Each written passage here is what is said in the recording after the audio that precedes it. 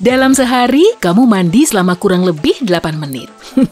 Iya deh, iya. Aku emang gak ngecek langsung dengan stopwatch sih, tapi rata-ratanya emang segitu kan? Nah, saat umurmu mencapai 60 tahun, total durasi mandimu kurang lebih selama 6 bulan. Tiap tahunnya saja, kamu perlu 11 botol sabun cair atau 30 batang sabun mandi. Air yang kamu habiskan juga bisa digunakan untuk menyemprot rumput di 98 lapangan sepak bola. Biar hemat waktu dan biaya, mending mandi pakai air aja. Nggak usah repot-repot pakai sampo segala. Tapi, kamu masih perlu cuci tangan dengan sabun biasa agar tetap sehat.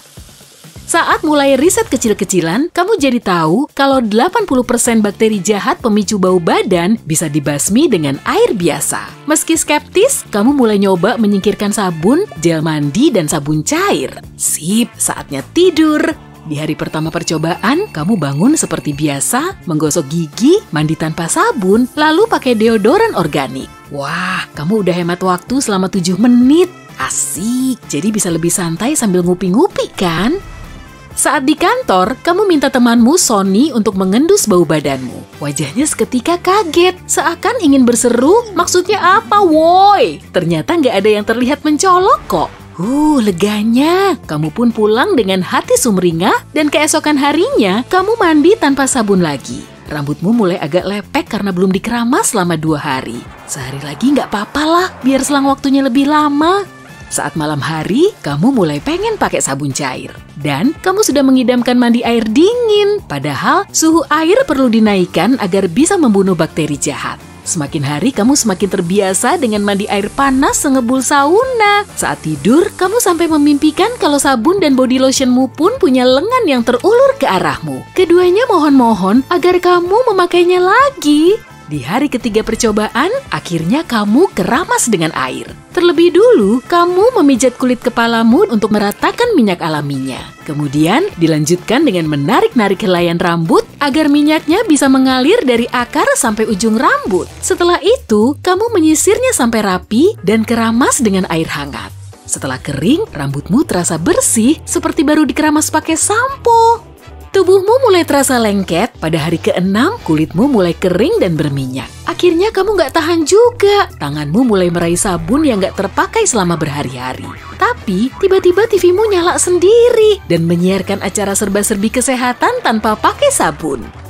Konon, orang Romawi di abad pertama terbiasa mandi dengan berendam di dalam air yang suhunya beragam. Rutinitas ini dilakukan selama 2 jam dengan menggosok kotoran dan mengoleskan minyak agar tubuh mereka bersih. Para bangsawan Perancis di abad ke-17 berganti pakaian setiap hari dan cuci tangan dengan air saja. Semua kegiatan ini punya keterkaitan dengan psikologi, jadi kamu perlu membiasakan diri untuk merasakan sensasi bersih di tubuhmu. Dulu, saat mencium bau sabun, kamu akan tahu kalau tubuhmu sudah bersih. Tapi kini, kamu cuma punya bau alami yang pastinya nggak mirip dengan bau es krim vanila. Tapi nggak apa-apa lah.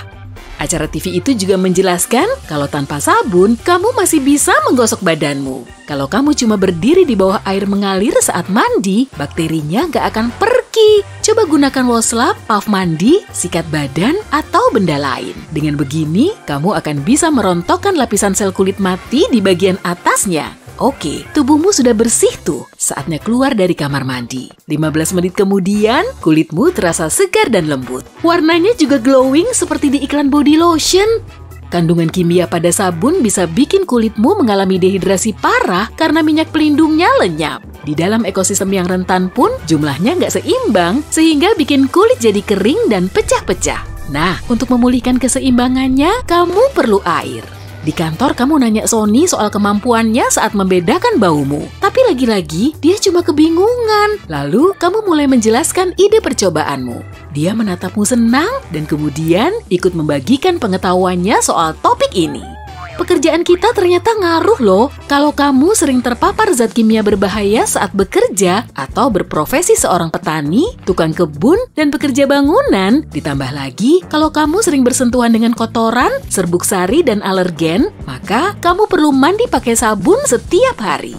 Sama halnya dengan atlet, pelatih pribadi, dan instruktur fitness. Tapi di luar itu, mandi pakai air saja udah cukup kok. Nggak mandi sampai berhari-hari pun nggak masalah. Kamu bisa menghemat energi saat sedang nyetir loh. Makanya orang zaman dulu perlu lebih sering mandi daripada kita. Gen juga bisa memberi pengaruh. Bisa aja kan kelenjar keringatmu memang lebih aktif dari punyanya tetanggamu, sehingga bau badanmu lebih menyengat. Jill, rekan kantormu, mendengar obrolan kalian. Lalu dia menambahkan kalau pakaian juga berpengaruh. Baju berbahan katun bikin kulit jadi lebih adem daripada bahan polyester. Kelembapan tubuhmu juga bisa terlepas keluar agar kamu nggak bau badan.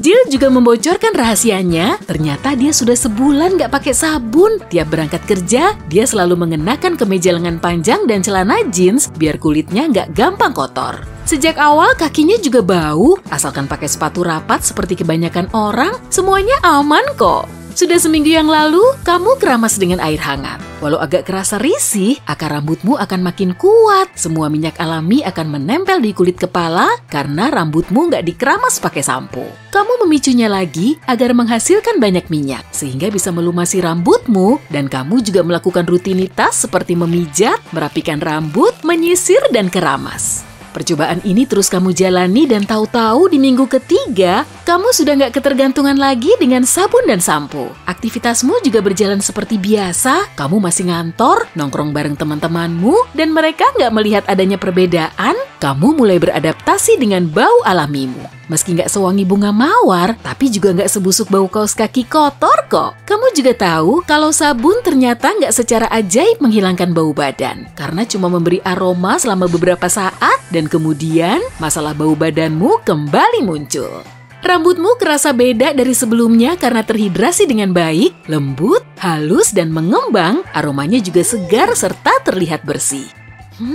Mereka nggak tahu aja kalau kamu ternyata nggak pakai sampo lagi. Rambutmu jadi kelihatan berminyak setelah 7-10 hari keramas. Helainya juga lebih cepat kering dan mudah ditata, dan kamu nggak perlu lagi merogoh kocek untuk beli sampo, sabun batang, gel mandi, dan sabun cair. Yang penting, waktu pagi dan malam harimu jadi lebih banyak, kulitmu juga terlihat lebih sehat dari sebelumnya. Akhirnya, kamu jadi jarang pakai sabun. Kalau kamu tetap melakukan rutinitas ini, 20% bakteri nggak akan bisa dibersihkan cuma dengan air. Di dalam tubuh yang hangat dan lembab, daya tahannya akan meningkat. Nah kan, air aja nggak akan cukup, jadi kamu bisa pakai alternatif selain sabun. Buat scrub alami aja kalau gitu. Semua bahannya ada di dapurmu kok. Campurkan oatmeal, madu, dan yogurt hambar, sama seperti minyak alpukat, madu, dan gula. Tapi jangan gosokkan bahan ini ke wajah lembutmu ya. Atau coba pakai pembersih berbahan minyak aja yang mampu menjebak kotoran dan sel kulit mati. Saat kamu memakai bahan ini sebelum mandi, kandungan minyakmu masih bisa terjaga kok.